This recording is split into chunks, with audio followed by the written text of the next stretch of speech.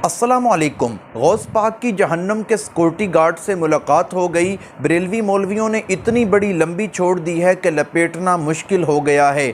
आप सबसे पहले ये वीडियो देख लें कि मुझको मेरे रब ने एक सजल यानी इकरारनामा या अहदनामा अता फरमाया, जिसका तूल जो है कितना लंबा है, वो रजिस्टर मशरिक से मगरिब तक है।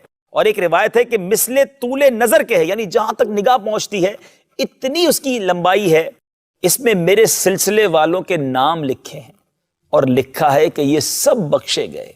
सुभान अल्लाह। एक मरतबा आपने मालिक के दोज़ख, हजरत मालिक जो हैं वो दोज़ख के दारोगा हैं, उनसे पूछा तुम्हारे यहां कोई शख्स मेरे सिलसिले वालों में से भी है? उन्होंने कहा जो कोई आपके साथ निस्बत रखता हो उसके रखने का मुझको हुक्म ही नहीं है। अल्लाह, ये बात है निस्बत वालों की। हजरत गौसे पाक फरमाते हैं दोज़ख का दारोगा है जिसका नाम है मालिक, उस फरिश्ते का नाम। मैंने उससे पूछा क्या मेरे मुरीदों, मेरे दोस्तों में से तेरे पास कोई है दोज़ख में? उसने कहा मुझे अपने परवरदिगार की कसम कि आपके मुरीदों में से कोई भी नहीं है, कोई भी नहीं। फरमाया मेरा हाथ अपने मुरीद के सर पर इस तरह छाया हुआ है जिस तरह जमीन पर आसमान छाया हुआ है।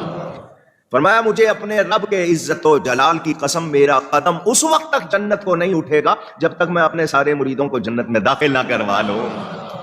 लजपाली देखिए, एक दिन गौसे आजम ये जो दरोगा जहन्नुम है ना, जहन्नुम के गेट कीपर, उसके पास चले गए थे। फरमाने लगे मुझे ये बताओ अभी तक मेरा मुरीद तो कोई नहीं आया दोज़ख। लजपाली हो तो ऐसी हो, जिनका हाथ पकड़ा है उनकी फिक्र कहां तक ले गई। गौसे आजम ने फरमाया मुझे बता, जो भी मुजरिम जहन्नुम में जाता है इस गेट से गुजर के जाता है, बता दरोगा जहन्नुम अब तक कोई मेरा मुरीद तो नहीं आया? उसने कहा हजरत अल्लाह की इज्जत की कसम अब तक तो कोई नहीं आया। फरमाया मुझे भी अल्लाह की इज्जत की कसम कयामत तक आने भी नहीं दूंगा। तो दोस्तों, कहानी बाज मौलवियों की कहानियां आपने सुनी हैं, किस तरह डटाई के साथ झूठ बयान कर रहे हैं कि गौस पाक की हज़रत मालिक अलैहिस्सलाम जो कि जहन्नम के दरबान और सिक्योरिटी गार्ड हैं, उनसे मुलाकात हुई और गौस पाक ने पूछा कि मेरा कोई मुरीद भी जहन्नम में आया है? तो वो कहने लगे कि नहीं गौस पाक, आपका कोई मुरीद भी जहन्नम में नहीं आया। सबसे पहले आप ये हदीस मुबारका सुन लें कि नबी करीम सल्लल्लाहु ताला अलैहि वसल्लम ने इरशाद फरमाया कि जब आखिरी मर्तबा अल्लाह ताला की इजाज़त से मैं जहन्नम की तरफ जाऊंगा और अपने उम्मतियों को जहन्नम से निकालूंगा तो बताया जाएगा कि अब आपकी उम्मत में से कोई बंदा भी जहन्नम में नहीं रहा सिवाय उन लोगों के कि जिन्होंने कुरान को छोड़ दिया। और दूसरी हदीस में है कि नबी करीम सल्लल्लाहु ताला अलैहि वसल्लम ने फरमाया कि सब अंबिया को एक एक मकबूल दुआ करने की इजाज़त दी गई। हज़रत नूह ने दुआ की कि मेरी कौम को तबाह कर दिया जाए, इसी तरह हर नबी को अख्तियार दिया गया कि वो एक मकबूल दुआ कर सकते हैं। तो नबी करीम सल्लल्लाहु ताला अलैहि वसल्लम ने अपनी दुआ को बचा कर रखा कि मैं दिन क़यामत को अपनी उम्मत के हक़ में दुआ करूँगा। तो नबी करीम सल्लल्लाहु ताला अलैहि वसल्लम ने इरशाद फरमाया सब के लिए फ़ायदा मंद साबित होगी सिवाय उन लोगों के कि जिन्होंने शिरक किया, उनको मेरी दुआ भी कुछ फ़ायदा नहीं दे सकेगी। मैं युशरिक बिल्लाहि फ़क़द हर्रमल्लाहु अलैहिल जन्ना, कि जिसने शिरक किया उस पर जन्नत हराम कर दी गई है। और तीसरी हदीस भी सुन लें कि एक दफ़ा नबी करीम सल्लल्लाहु ताला अलैहि वसल्लम ने हज़रत अब्दुल्ला बिन मसूद रज़ी अल्लाह ताला अन्हु को फरमाया कि मुझे कुरान सुनाएं। तो जब वो कुरान सुनाने लगे तो इस आयत पर पहुँचे जिसका मफ़हूम है कि हर नबी अपनी उम्मत पर गवाह है, वो उनके हक़ में भी गवाही देगा और उनके ख़िलाफ़ भी गवाही देगा। तो नबी करीम सल्लल्लाहु ताला अलैहि वसल्लम ने हज़रत अब्दुल्ला बिन मसूद को फरमाया कि आप खामोश हो जाएं और नबी करीम सल्लल्लाहु ताला अलैहि वसल्लम रोने लगे कि मुझे भी मेरी उम्मत के ख़िलाफ़ गवाही देनी पड़ेगी।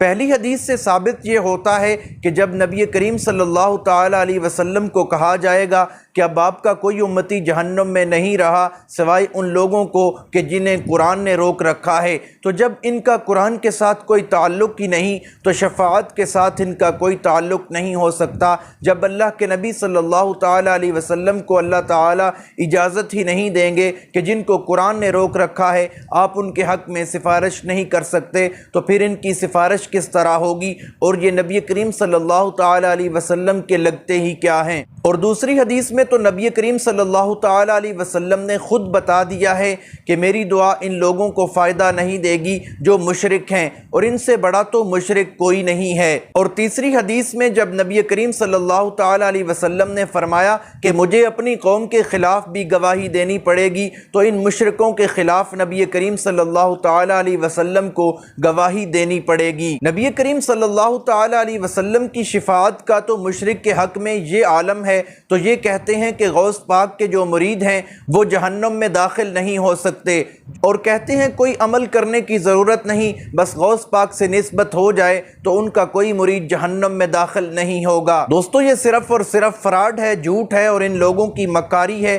یہ اس طرح کی کہانیاں بیان کر کے لوگوں سے پیسہ بٹورتے ہیں۔ بریلویوں کا بھینسا مولوی کوکب نورانی کہتا ہے کہ غوث پاک کا ہاتھ اس زمین پر ایسے ہے جس طرح کے آسمان ہے، یہ بالکل کفریہ عقیدہ ہے۔ اللہ تعالیٰ کا قرآن کہتا ہے تبارک الذی بیدہ الملک وہو علی کل شیء قدیر، کہ اللہ تعالیٰ ہی تو وہ برکت والی ذات ہے کہ جس کے ہاتھ میں بادشاہی ہے۔ تو جب پوری کائنات کی بادشاہی اللہ تعالیٰ کے پاس ہے تو شیخ عبد القادر جیلانی کا ہاتھ آسمان کی طرح کس طرح زمین پر پھیلا ہوا ہے؟ یہ اتنا گندا عقیدہ ہے کہ اتنا گندا عقیدہ تو مکہ کے کفار کا بھی نہیں تھا۔ اور پھر بھینسا کوکب نورانی کہتا ہے کہ غوث پاک کہتے ہیں کہ میں اس وقت تک آگے قدم نہیں بڑھاؤں گا جب تک میں اپنے سارے مریدوں کو بخشوا نہ لوں۔ پھر تم نے تو شیخ عبد القادر جیلانی کا شان نبی کریم صلی اللہ تعالی علیہ وسلم سے بڑھا کر رکھ دیا ہے کہ نبی کریم صلی اللہ تعالی علیہ وسلم کو تو فرمایا گیا انذر عشیرتک الاقربین،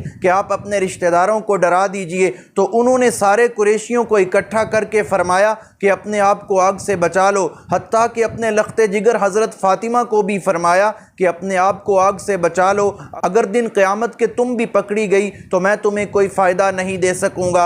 اور یہ غوث پاک ان کے امتی ہیں، اور ان کے بارے میں کہا جا رہا ہے کہ ان کا ایک مرید بھی جہنم میں داخل نہیں ہوگا۔ اب چلتے ہیں الیاس قادری کی ویڈیو کی طرف کہ جس میں کہا جا رہا ہے کہ میرا کوئی کوٹھی بنگلہ نہیں ہے لیکن دعوت اسلامی پر اربوں خربوں روپے خرچ ہوتے ہیں، میں تو زکوٰۃ کا مستحق ہوں۔ آپ سب سے پہلے یہ ویڈیو دیکھ لیں۔ ہے کہ جب آپ نے یہ تبلیغ کا سلسلہ شروع کیا تھا تو اس وقت آپ کے اوپر بڑی غربت تھی، اب آپ نے کتنی کوٹھیاں بنائی ہیں، کتنے بنگلے بنائے ہیں، کیا اثاثہ جات بنائے ہیں، اس کے بارے میں آپ ذرا ہماری رہنمائی فرمائیں تاکہ ہم دوسرے دوستوں کو بتا سکیں کہ ہمارا امیر ایسا ہے۔ میں بتاتا ہوں کیا ہے، آج اللہ کے فضل سے اربوں کے مالک ہیں۔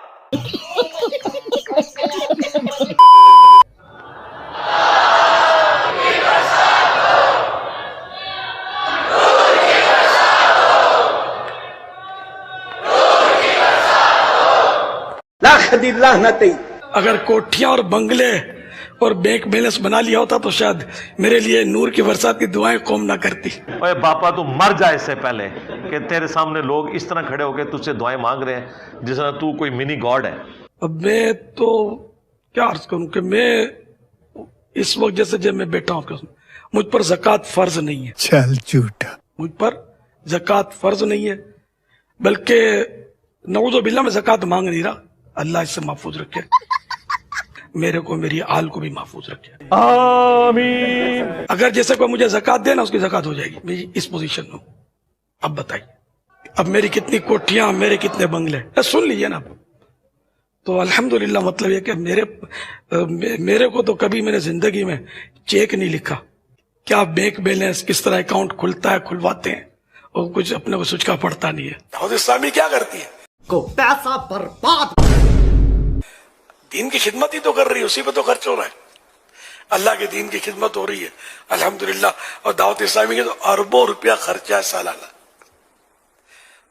کم خرچہ بھی نہیں ہے۔ اللہ پاک پورا کرتا ہے، اپنی رحمت سے اپنے بندوں کے دلوں میں ڈالتا ہے، وہ دیتے ہیں۔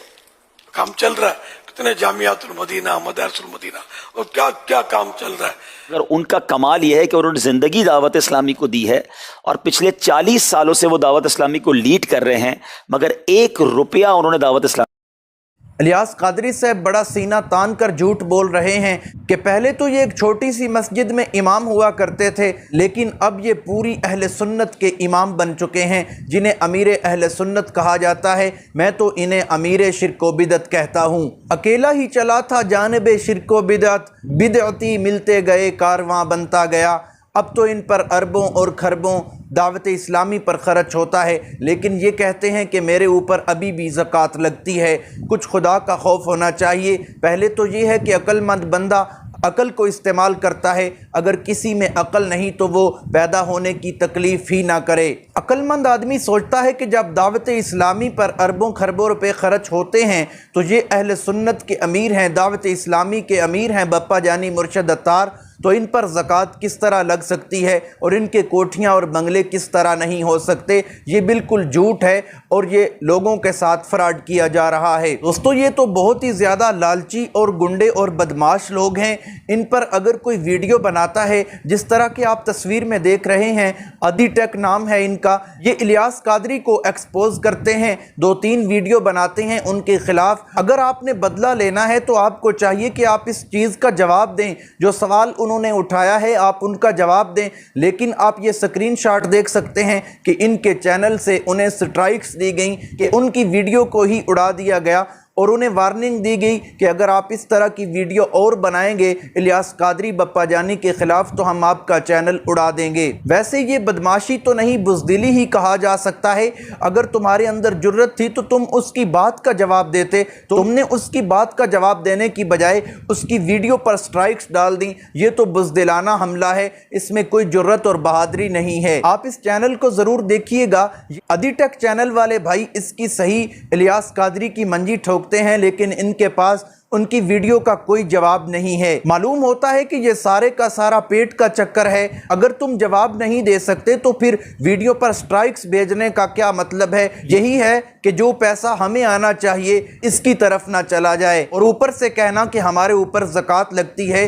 تمہیں کچھ شرم ہونی چاہیے، کچھ حیا ہونی چاہیے۔ امید کرتا ہوں ویڈیو اچھی لگی ہوگی۔ اگر اچھی لگی ہے ویڈیو کو لائک کریں، شیئر کریں، چینل کو سبسکرائب کریں۔ اگر فیس بک پر دیکھ رہے ہیں تو فیس بک پیج کو فالو کریں۔ ملتے ہیں ایک نئی ویڈیو کے ساتھ، تب تک کے لیے اللہ حافظ۔